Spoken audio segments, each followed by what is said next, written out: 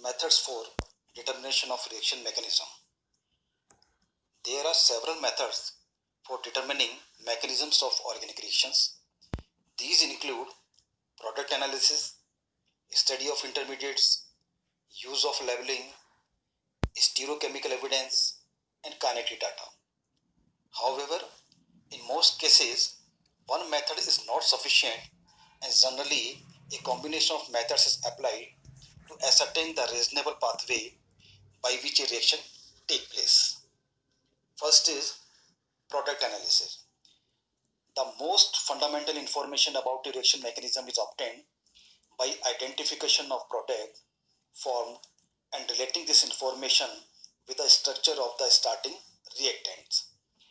Where more than one product is obtained, it becomes useful to know the yield of the different products, which may lead to the study of kinetics and thermodynamic control of the reaction.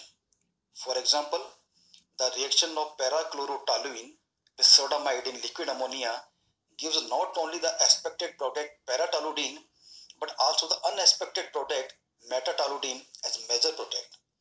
Clearly, metatoluene cannot be obtained by the direct substitution, and the benzene mechanism was proposed to explain its formation. Second is study of intermediates. Actual isolation of one or more intermediates is the most concrete evidence one can obtain about the mechanism of the reaction. For example, in the Hofmann reaction involving conversion of amide into amines, it becomes possible to isolate N-bromoamide RCONHBr, anions RCONBr minus, and an isocyanate RNCO, providing reasonable insight into the reaction pathway. Third is isotope effect. Sometimes it becomes essential to know whether the bond has or has not broken during a particular step, especially if it is a rate determining step. This can be readily done by the substituting an atom by its isotope and then tracing the same in the product. For example, in the alkaline hydrolysis of ester, it is important to know which bond is broken, acyl oxygen bond or the alkyl oxygen bond. By labeling experiment, it has been shown that it is the acyl oxygen bond that undergoes cleavage. For instance, when ethyl propionate labeled with 18O was hydrolyzed by base in ordinary water, the ethanol product was found to be enriched in 18O, thus confirming the alcohol group retained the oxygen it possessed in ester. Fourth is stereochemical evidence. Stereochemical course of followed by a particular reaction can also provide useful information regarding its mechanism.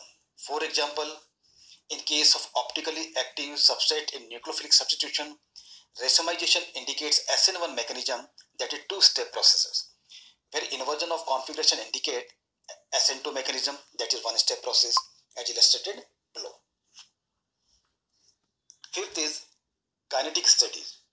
The rate of a reaction is the rate of disappearance of reactant or appearance of a product.